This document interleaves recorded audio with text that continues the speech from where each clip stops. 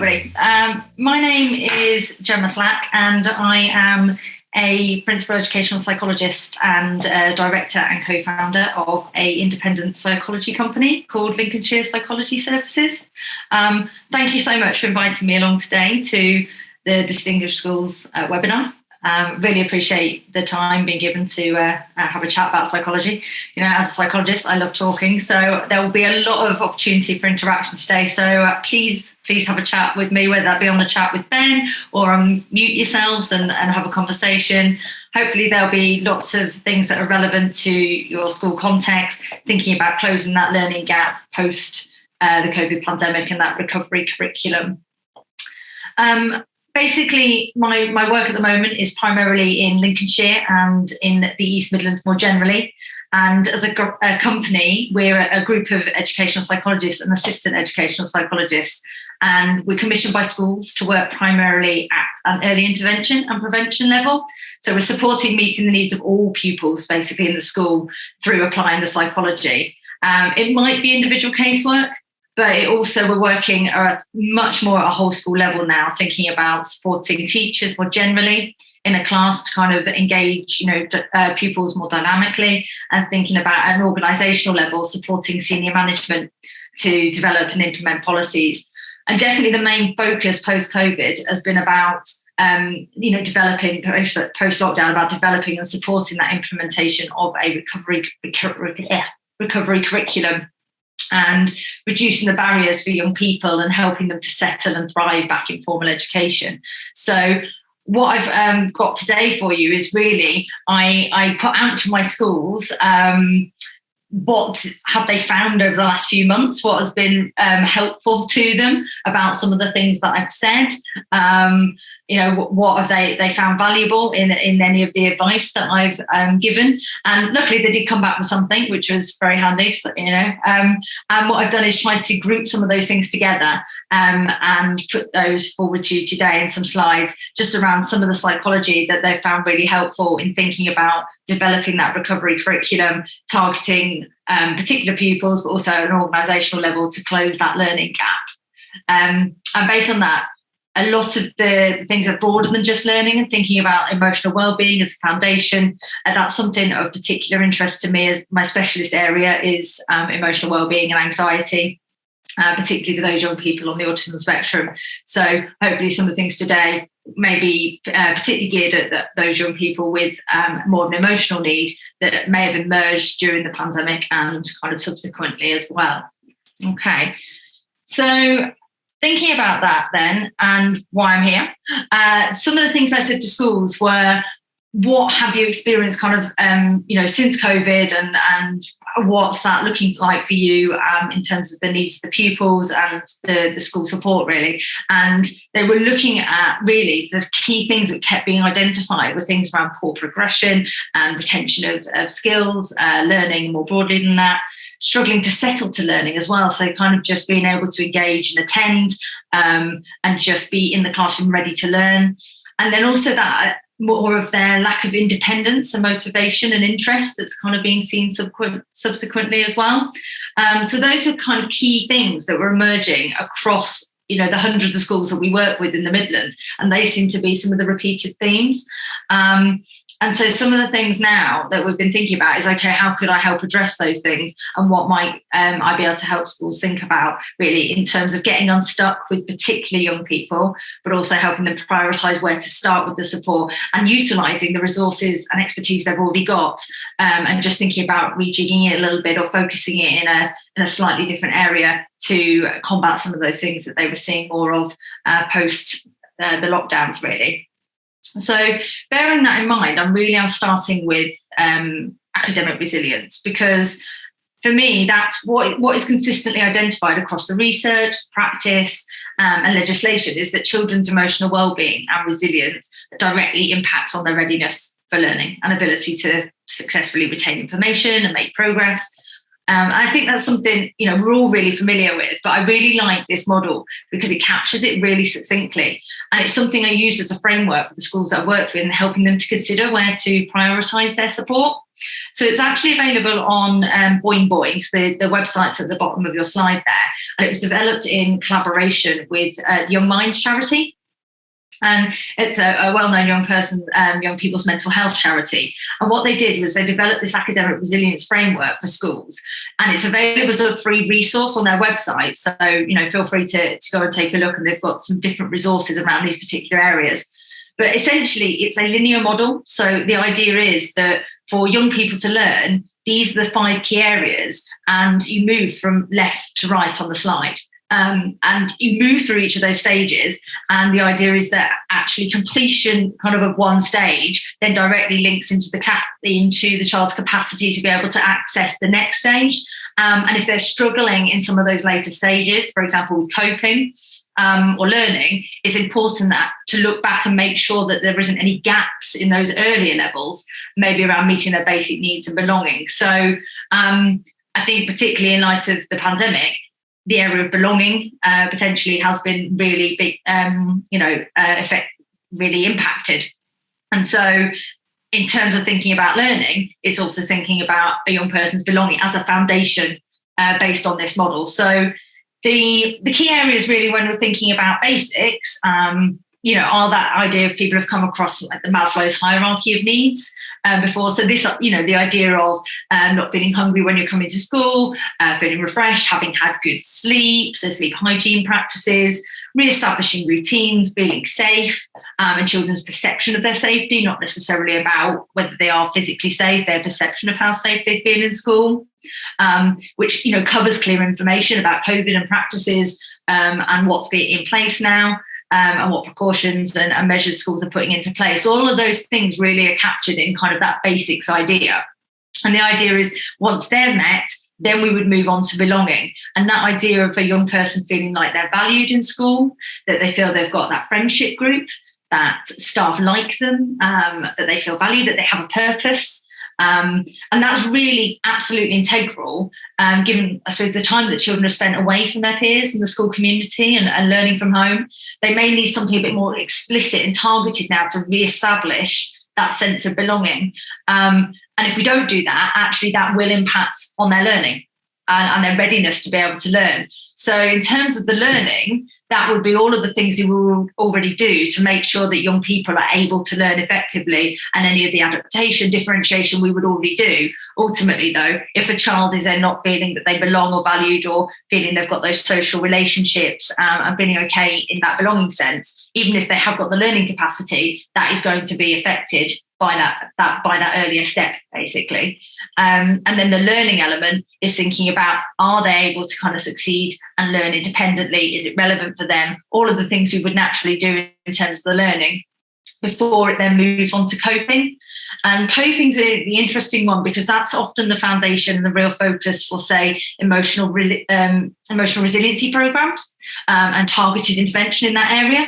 And sometimes I've been working with a number of my schools who are feeling that they needed to put in some extra emotional wellbeing intervention and some real targeted support around that resiliency. But when we look more closely at some of the young people that they were hoping to target, we realised that emotional resiliency program, in terms of the effectiveness of it, even though it might have a really strong evidence base, ultimately might not be as effective as we want it to be because there was gaps in those earlier stages. And so it wasn't about saying that emotional resiliency intervention won't work.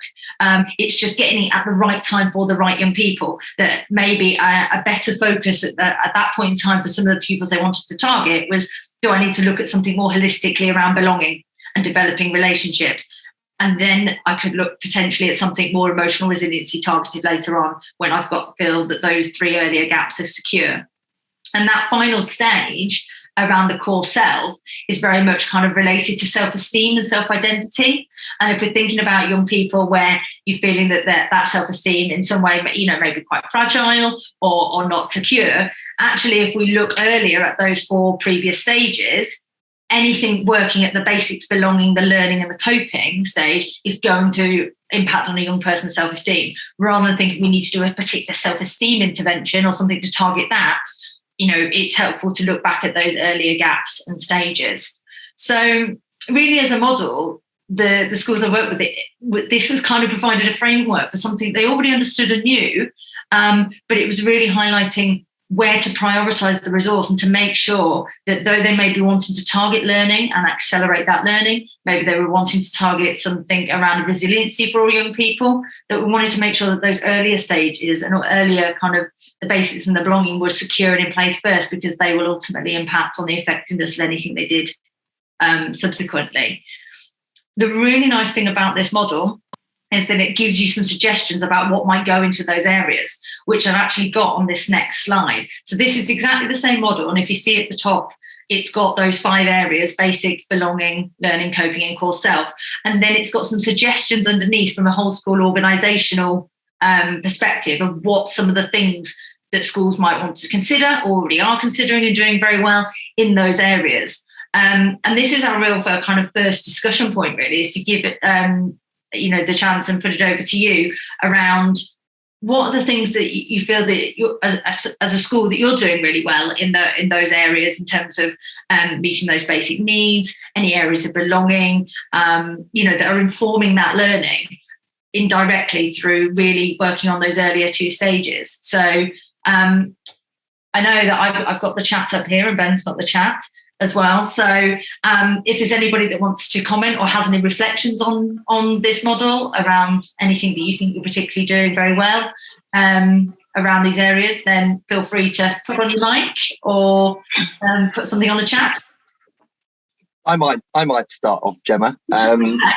Just thinking, because I was, previous to my role for Whizz Education, was 9 years a primary school teacher, and obviously taught during the lockdown period. So one main thing out of those 5 columns, I found, and it's probably obvious, but I felt like belonging was something that they had really changed in certain individuals, that they didn't feel, they felt like they'd kind of like lost their identity to a certain extent, and you could tell that was really affecting their learning. Mm-hmm.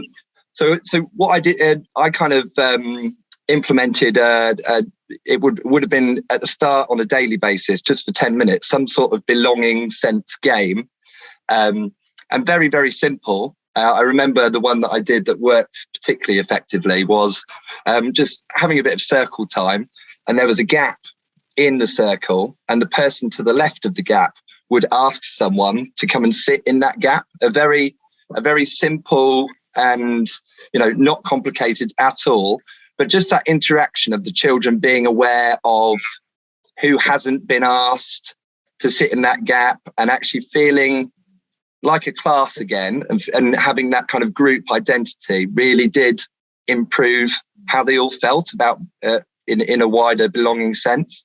Yeah. So I can see, and that had a really positive impact on my lessons in the coming weeks, because you could see that they felt a lot safer in their environment. Mm-hmm. Yeah, you see, and so it wasn't directly having to impact on the learning, through what you were doing. It was that foundation and having them feel more ready for learning, because they were feeling like they belonged and they were safe, and it promotes all of that safety aspect as well as the basics, doesn't it? And feeling like they could. I think you get rusty at these things in terms of when you're not there, you're not doing it, and in person, it can feel, a bit awkward and difficult, I think, when you're out of practice. So that's really nice. Thanks. No problem.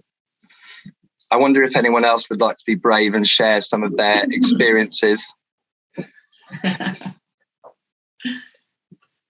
I just ask a question just while other people are thinking.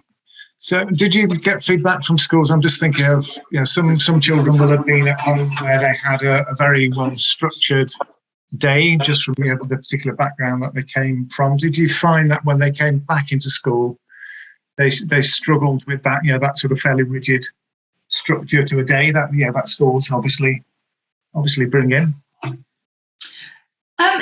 Interestingly, I found that some have and some haven't. Some actually really appreciated the returning of structure and kind of the rigidity in a way of it, of the predictability of school.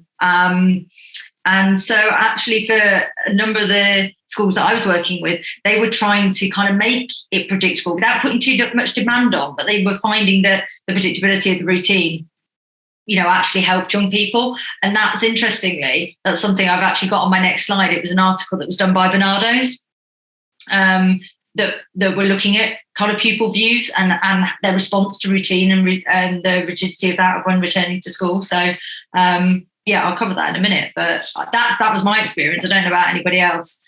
But I actually found that they responded quite well to the routine of coming back, but it was more the demand in terms of the kind of the learning that they might have struggled more with, but actually the presence and the routine of just school was nice for them.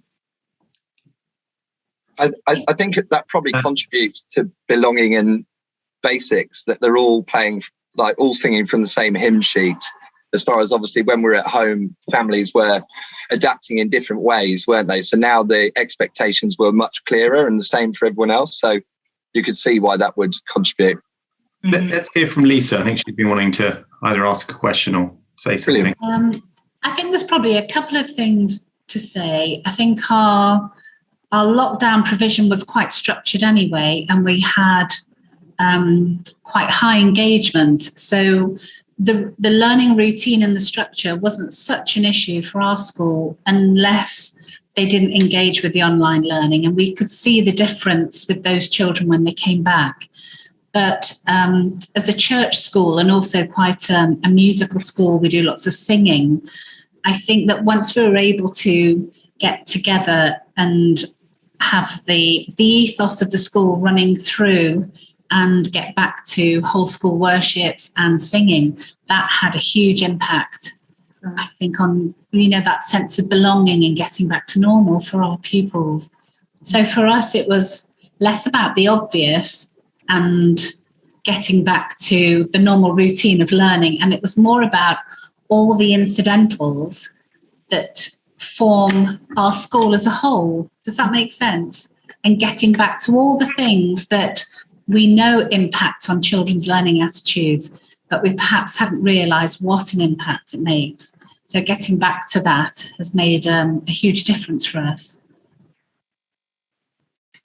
Thank you for sharing that. That's really nice to have some kind of real life examples of bringing something like this to life, thinking about that belonging and bringing everybody back together. So that's really nice. Thank you. Dr. Slack, could I ask a question to Lisa and maybe the other school joined in? Now that we've been back in school for a while, first of all, it's really interesting that music and singing together. I bet that worked a treat, Lisa. I was just at my son's choir thing today, and you could just see what impact that has on the children. So can really resonate with that. But for all of you as schools, now that you've been back to school for a while, to what extent was that sense of belonging an issue when you regrouped, and how quickly has that dissipated, or have you sort of sensed it's been addressed? Is it still a significant issue today, several months on? Where are we at on the journey, would you say? I could hear from a couple of you on that. I think most of our children settled fairly well back into the routine. It's the odd children, that perhaps are emerging. Some of the younger children with special needs with speech and language, we're noticing the difference. I mean, Sue, you might be able to comment more on this. Yes. I'm at the other end of the school. Yeah, so we're from the same school. I don't think it's a minority of children at our school that are still standing out as struggling. So I'm really interested to hear what we can learn from Gemma for those odd children that just seem to be appearing at random times. So one, even today, just suddenly, one of a sibling of three, the middle child, and suddenly seems to be angry and angry with life in general, angry at home, doesn't want to come to school, but is happy at school when they are at school, but can't articulate anymore what is quite wrong. So I'm looking for things to sort of help those children. But other than that, as Lisa's just said, our children actually came back and within 24 hours were settled as if there's never been a pandemic. They just wanted to get back and learn.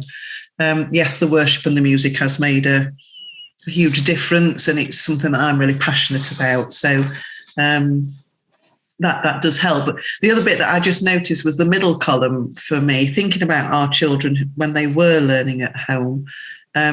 The thing that helped them the most was us getting to grips very quickly with a whole new form of sort of, Google Classroom, but organising the children and indeed the parents. So giving them a structure of how they could cope with their professional lives, which had to be different per family, but making it really clear what was the minimum expectation of work to be done and what was over and above, because we were providing the 5 hours every day, but they just couldn't do it with 3, 4, 5 children, and their own professional lives do. And in some cases, probably only one laptop in the house. So by providing them with timetables and making sure we gave them till 8 o'clock at night for handing in, teachers marking till midnight, everything online again for 7 o'clock in the morning, so they had time to print things off and make it work around their day. So that helping the young person to organise him or herself, including the adults, was really good. But the downside was that all parents suddenly thought their child had got special needs because they found them hard to work with at home, and then they want referrals doing. So that's about all I can say at the minute. Thank you. Gemma, I've got more questions, but you better get back to you because I need more content to go through. That's fine. Thank you. That was a really interesting conversation. Thanks. A little bit what I mentioned just a moment ago was actually around this article by Bernardo's, the charity. Some of you may have already seen it, but it was a report and recommendations where they looked at a wide-scale national survey of 4,000 young people aged 8 to 24, and they kind of gathered their views about their experiences during the pandemic, and then wrote up an article about it and gave some recommendations to the government. There was obviously, not surprisingly, there was a disproportionate impact the pandemic had on children's mental health and well-being. And they said that more than a third had experienced an increase of mental health and well-being issues, including stress, loneliness and worry. That was about them when they were thinking about that loneliness, and they were talking about adversity and loss, which then obviously has longer term implications for mental health. But it wasn't just kind of the loss in terms of, maybe death, but actually a loss of freedom, identity, and companionship. And that was kind of a really key theme that was prominent in the survey, was this idea of loneliness and social isolation. And they kind of highlighted that actually for some children, there was particularly vulnerable social groups who may have already been experiencing inequalities, but then that affected them even more in terms of that loneliness and social isolation. So those young people in terms of Black and ethnic minorities, those with additional learning needs or additional special educational needs, poverty, young carers, the LGBTQ+ community, as well as young people looked after. So they kind of highlighted that, yes, there was an impact for mental health on all young people, but then even more, twofold for those that were already potentially vulnerable groups.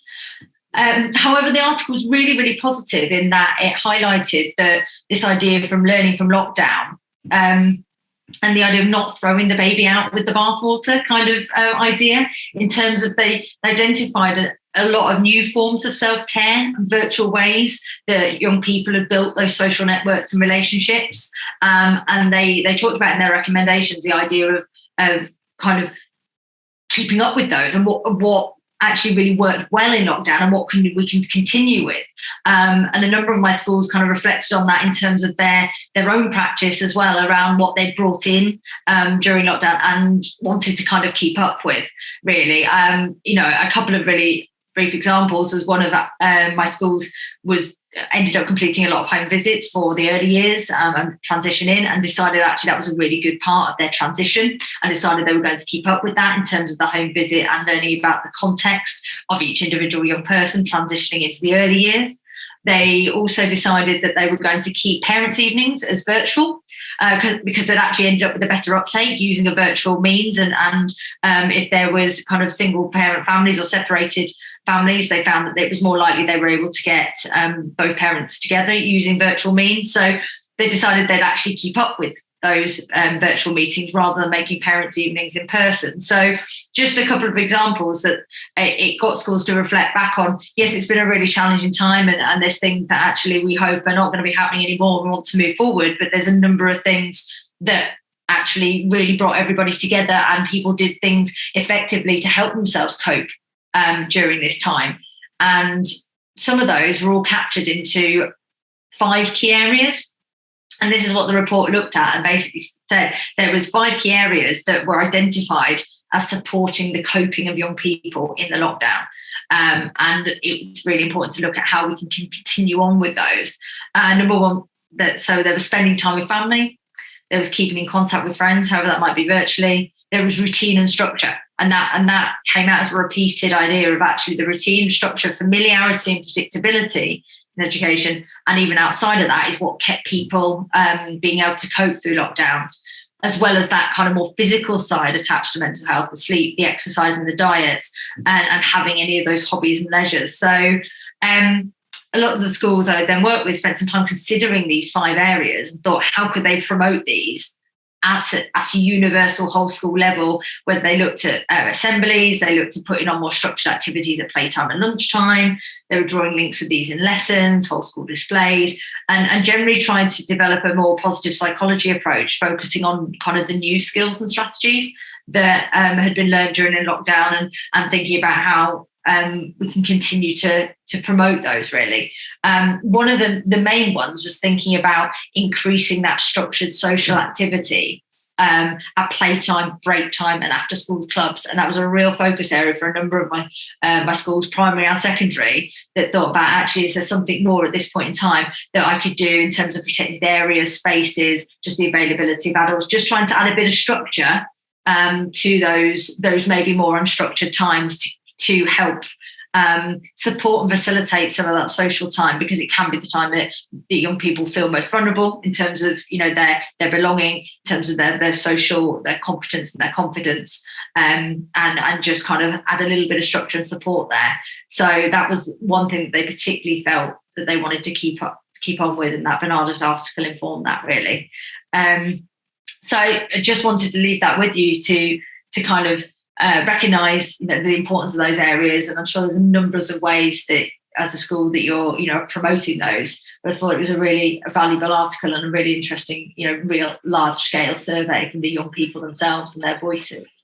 I'll just jump in there as well, Gemma. It sounded like, thank you for sharing earlier, it sounded like obviously you'd had really made the most out of what could have been a tricky situation and working closely with those families. And I reflecting upon what you've just shown us here, it's quick. I was quick to forget about all the good things that we did during that period of time. And obviously you've done some great things in your schools during lockdown.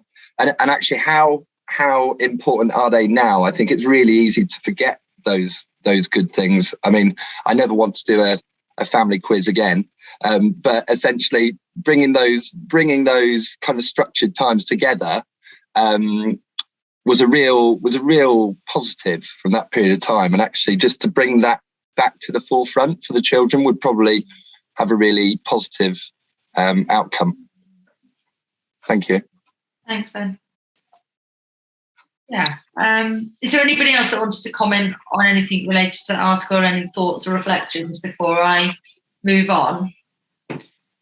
Just briefly, I'm just wondering if you have any feedback from schools, because children will pick up on the news and things like that. Bees going to affect. Do you have anything on children's anxiety about what might happen? I'm really sorry. I'm not sure if it's my internet, but the feedback there was, I couldn't quite understand the feedback from what you were saying. I'm really sorry. Yeah, and I'll let you press on rather than me echo do that again. I don't know if it was my internet, which it quite possibly is, or what that was. If we have time at the end, Gemma, I'll ask the question for Andy again. Okay. Sorry, do apologise. So kind of bearing in mind that real key thing that came up in terms of social isolation and loneliness in that Bernardo's article, it really got me thinking around kind of social learning generally. And anybody who's been kind of interested in psychology, or this is something that I talk about a lot in my day-to-day job, is this kind of Bandura's social learning theory. And the idea really is around how we learned the importance of observing, modelling and imitating behaviours, attitudes and emotional reactions of others. And that informs how we learn and behave. And so the social learning theory is this idea that, the both environmental and cognitive factors interact to influence human learning behaviour. So thinking about that in terms of then the lockdown and, the last few years has been around really what were the role models in relation to learning, as well as the social and emotional needs for the young people when they weren't in school, and actually the impact of that. And thinking around really, now they're back in school, what is that adult modelling now looking like in terms of, the role models they now have in school, social, emotional, and learning wise? Because what we know is that actually if those role models aren't there and it's not consistently being practiced, if you don't continuously rehearse and practice these skills, they kind of become rusty. And it made me reflect with my schools really around, how are some of the learning and social behaviours and the coping behaviours that young people might have had pre-COVID, how are they now, given this gap in time that they may have had in terms of practicing some of those behaviours? So it wasn't that we were necessarily thinking about the actual learning that may have been lost, but also the positive learning behaviours, which may have become a bit rusty. So being able to sustain and shift attention, working collaboratively and effectively on paired learning, use of a growth mindset in terms of recognising efforts as well as achievement and what helped them in the learning process. And I think all of those things are a really big part of a young person being able to be an effective learner, and can have a big impact on what they're able to then acquire in terms of learning and demonstrate and make progress with. And so for many of the discussions that have occurred for me and with staff have been looking at what are some of those learning behaviours. Are they a little bit rusty? And how can we increase more of the explicit modelling of that in order to kind of get those skills working again and get the children as ready as possible then to access and acquire and become fluent with the learning we then give them. And particularly if we're thinking about that social element and those social skills being a bit rusty, that links very much with the earlier academic resilience model, because if a child is lacking kind of in that social confidence and interaction skills, that's going to affect their level of belonging. And so they kind of interact together, particularly in the early years, but actually throughout school ages. I've been working with the schools then to look at how to increase that adult modelling and maybe targeted intervention to support young people to practice their social interactions and their good learning behaviours each lesson. So looking at how to increase potential partner work, even though it's something we routinely do, but actually look at doing that more, looking at small group collaborative tasks and giving a little bit of additional structure in some of those lessons as well. So I spoke with schools about using some things from Lego-based therapy models. And Lego-based therapy model is really good for young people who struggle around social interactions, because the idea is that it gives them individual roles that they have to do within that group in order to work collaboratively together to achieve the aim. And something as small as, okay, if we're going to be working in a partner or working in a three, can we make that partner working or small group working more structured, with every person having a specific role in that group, rather than let's just work together on it. That additional structure was something that they really needed to be able to work more effectively. And that's been kind of going on this term. And actually now they're finding that they don't need those roles anymore. But they noted that was something that had really helped them enable the young people to practice a bit of those social learning behaviours they'd really lost and be confident in those. And they ended up setting up those roles and making sure there was an activity every lesson through the day where they reach working in a 2 or 3 and had a specific role and were able to kind of practice that paired working really.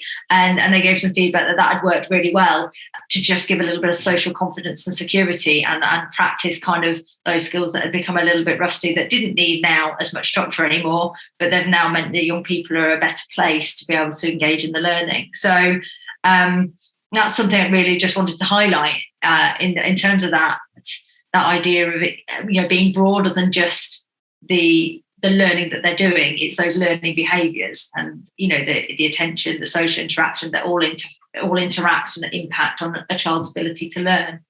Did anybody else find that? Sorry, I don't know if there was any feedback there on how anybody else had found that in their schools in terms of children's kind of learning behaviours generally, and being able to kind of sustain their learning, sit still, focus, and be part of that classroom, whether they were a bit out of practice with it.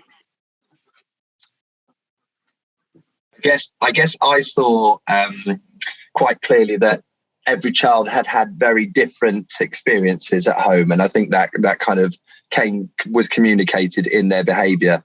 But I think children are relatively resilient if they have those basics down, and they did tend to quickly follow the suit of what was being reinforced in the classroom. But it's I think from a younger age, like was referred to earlier, I think that was possibly even more heightened.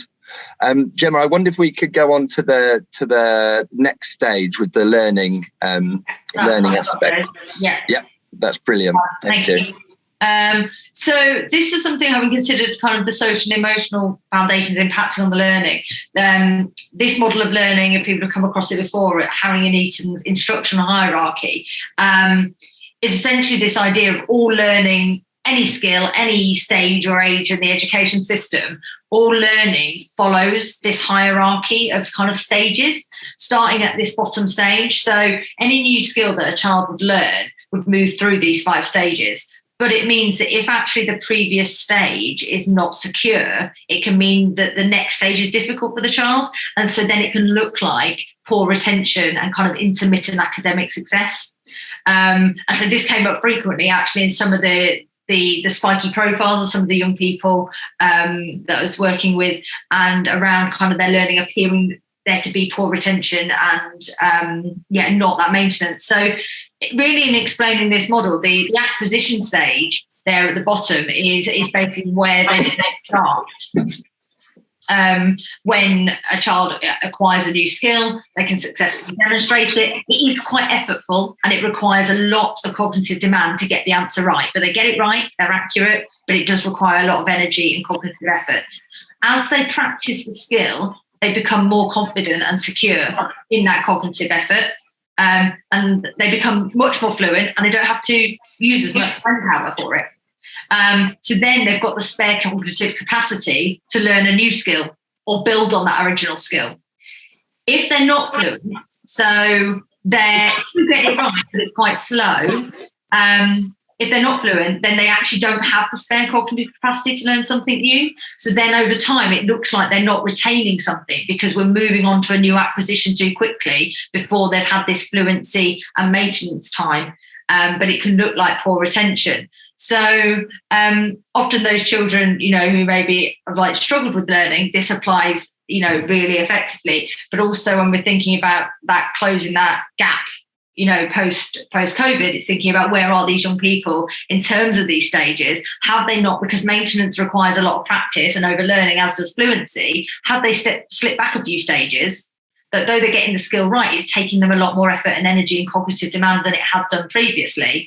And so then when we move on too quickly or try to move towards mastery, which is up at the top end in terms of generalization adaptation, they've missed out that fluency and maintenance stage. So bearing that in mind, I actually put together kind of these 5 stages of that learning hierarchy and thinking about what are the kind of teaching methods that we would expect to help promote those at each areas of learning, and thinking about how that's done. So at the early stages, there's lots of opportunity for modelling, visual prompts, over-learning and practice to get it to being fluent. And actually you need that lot of those opportunities to practice and consolidate and move into that maintenance, because if you don't practice, that's where it gets lost and it slips back down the stages to the acquisition stage. So this would apply to any new skill at any stage, for any young person. But if we're thinking about this model in terms of maths, for example, given the learning time missed, it's worth thinking and recapping and checking where children are with certain skills. They might have missed some of that maintenance or lost some of those earlier skills. And are they fluent? So are they accurate and fast? Or are they still acquisition? So you can still be getting it right, but actually if the child's not as fast as you would expect for a child that age, they're not actually fluent. They're more still at that acquisition stage, and they're having to use too much of their cognitive demand, which means actually moving on would mean they're not likely to retain that earlier skill because they're having to think about it too much. So it's worthwhile really, thinking about and recapping those skills and thinking, where are they in terms of that maintenance? And if we're moving through to mastery too quickly, have we covered those fluency and maintenance bits in the middle? And what can we do? So from a discussion point of view, putting it out to you as a group, are there things in terms of those stages that you think you do really well? Are there any stages where you think it's trickier? Do you think there's any of those stages that have become more difficult or have been lost, over the last few years? And if anybody wants to comment on that.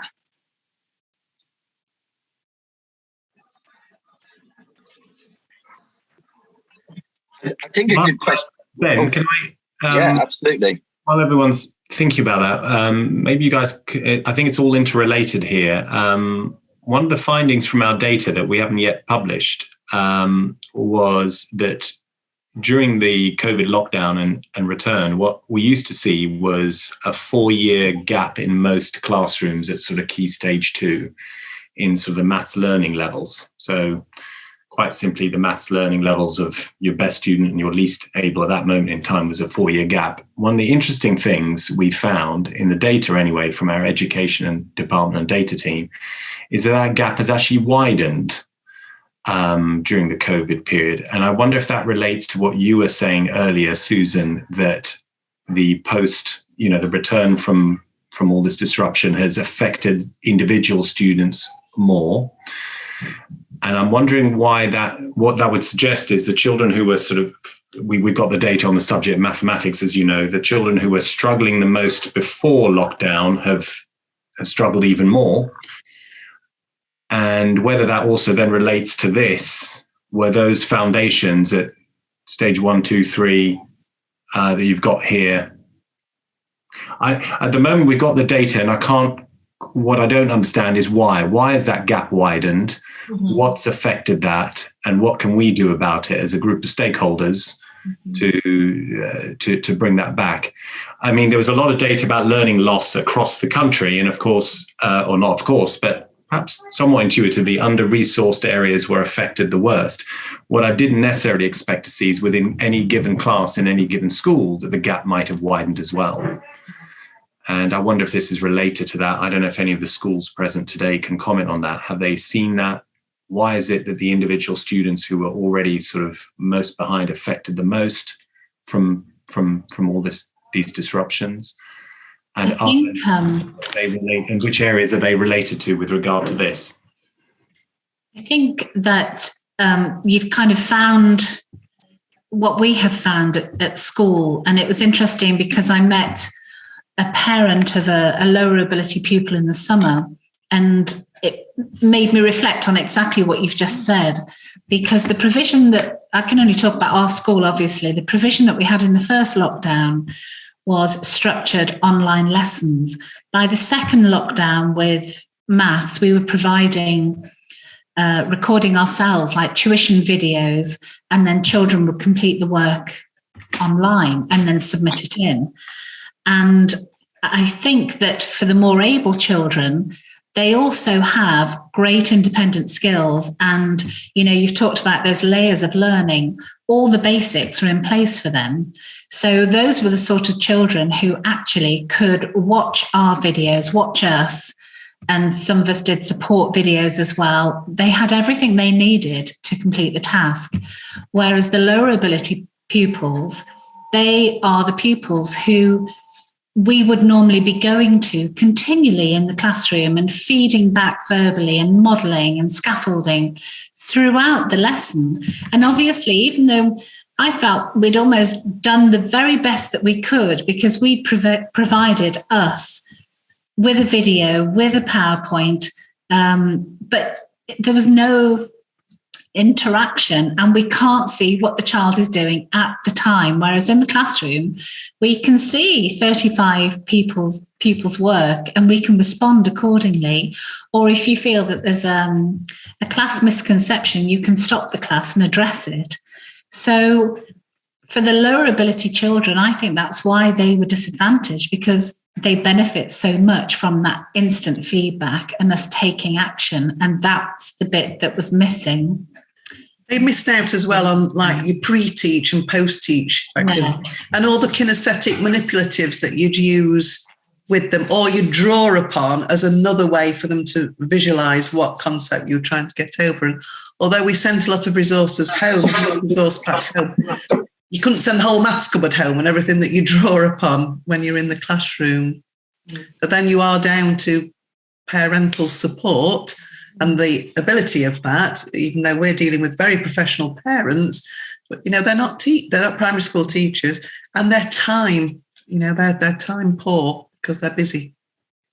Or sometimes what we found as well, sorry. No, it's fine. That pupils would submit work and everything looked as if it was fantastic, but they'd almost had too much support because parents were trying to do their jobs at the same time. And so they got too much support, so that when the children came back, it's independent, were they? Yeah, we expected that learning to be embedded, and it wasn't. Mm-hmm. That's really, really interesting to hear. I feel like, so are we, Gemma, would I be right in saying that the kind of what we're talking about, what's happened here is that stage one, that acquisition stage of learning, is the learning that lower attainers find more difficult and perhaps need more time on? They find it more difficult to kind of get to stage one, but then move from stage one to stage two. And that's where it kind of gets lost. They get kind of quite stuck in a very effortful acquisition. And exactly what everybody's been saying in terms of kind of the kinesthetic, the multisensory, that immediate feedback, those need a lot more adult intensity to help secure stage one and move it to stage two. But actually for children that don't struggle so much, they move quite quickly through stage one, stage two, and they're probably, stage three, stage four, and then the more online learning. They're already in a position where they're not going to have that loss. And be able to access it. And so the online learning then almost builds them up even more to move through stage 3, 4, 5, whereas those that were stuck at the 1, 2 don't get any further. And that gap then widens, I think. Do you think from a context of post-COVID now that we're obviously trying to close that learning gap, do you think, and I open this up to everyone, do you think that we perhaps are focusing on, obviously we have to get through at a speed to try and close this gap? Are all of these stages now getting our full attention, or is there a particular stage that kind of may be slightly neglected at this point? Now we're back in school, now we're still going, or do you feel like your experience in school, you're now able to really focus on all of these stages? You mean neglected or rushed? Let's go with rushed.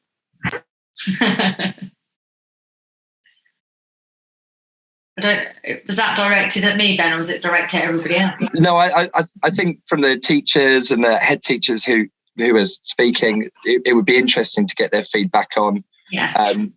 Now we're kind of under a bit of pressure to fill that gap. Are all of those stages equally managed, as it were?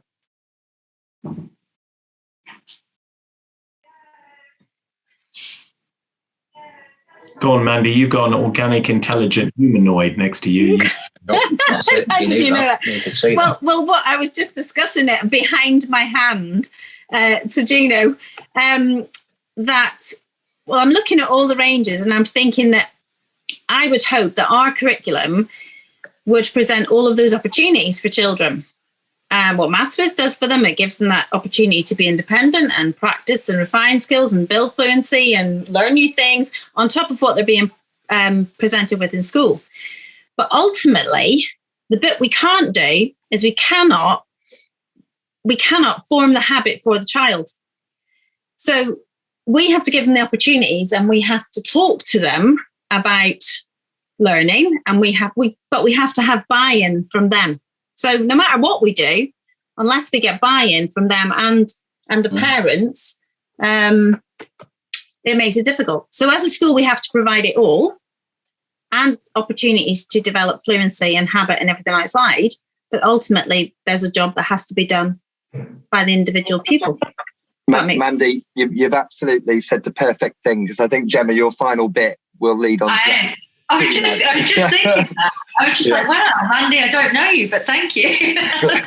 And then, Mandy, did you stage that? Go on. I'm now intrigued at what's next. Go on then. Well, artificial intelligence here beside me that, robotic technology tells me. It's OI, Mandy. It's organic intelligence.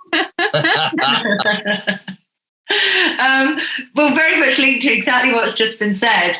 The thing that's actually been probably most, and that's why Mandy got it, has been most widely discussed in all our schools, has been around that motivation and buy-in from young people around their learning. And we spent a long time talking about something on here, that basically self-determination theory, that talks about the three key parts to helping a young person become intrinsically motivated. So, when we're thinking about intrinsic motivation, that kind of idea of actually wanting to do something, for their own reasons, for their own drive in order to achieve something, as opposed to extrinsic motivation, which might be those rewards. And what we know basically is that the intrinsic motivation is actually the most secure and stable and the best thing kind of have. But the extrinsic is going to help that, but the extrinsic isn't as permanent, and sooner or later the extrinsic can lose its value, and it's the reward stops working and all of those things. So what this theory is kind of put into practice and tested out loads and loads of times is the three key things that help a child basically become intrinsically motivated is autonomy, competence, and relatedness. So this idea of autonomously, can they achieve it independently? Can they achieve that success daily on their own? In some way, or is it scaffolded that much by an adult that this success is directly related to kind of the help they get, as opposed to actually being able to do it on their own? So that directly then, that autonomy is linked to the competence, that it's not just doing it on their own, it's succeeding on your own and feeling that you can do it and you can be successful and you get that sense of competence.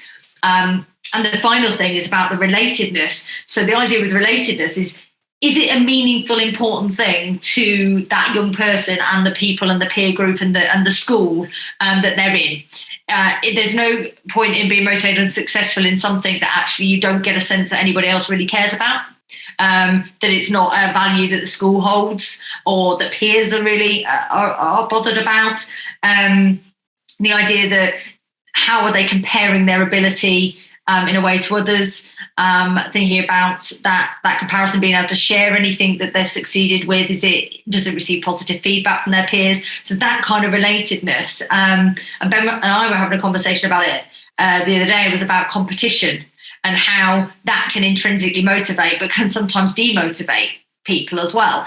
And a lot of it comes to that link between competence and relatedness, that some children love that sense of competition because they've kind of got a comparison with somebody else. That's a really intrinsic motivation, and that really builds their relatedness. However, if they're in that competition and they always find that they really struggle and they don't win that competition, they always lose, then it hits their competence. And so for some children, actually they don't like that competition because it might threaten their own competence in some way. So it then demotivates them.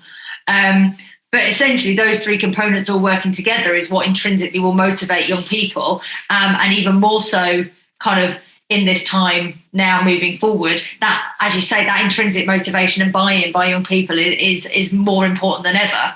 And are we prioritising those 3 areas in the curriculum to ensure that we're kind of building that intrinsic motivation? Because it's definitely not easy. It's easier to be extrinsically motivated.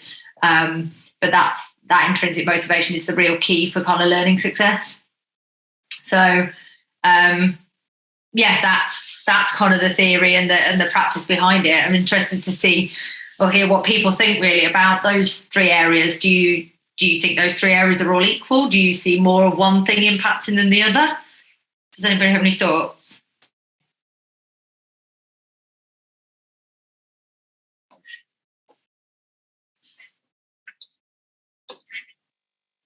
I'll chip in. I think just kind of linking to Whizz Education and Maths-Whizz, actually, this is one thing that I think, and I'm sure that everyone will concur, that Maths-Whizz has a real, and I see the benefits of it for these reasons, because it allows you to work autonomously.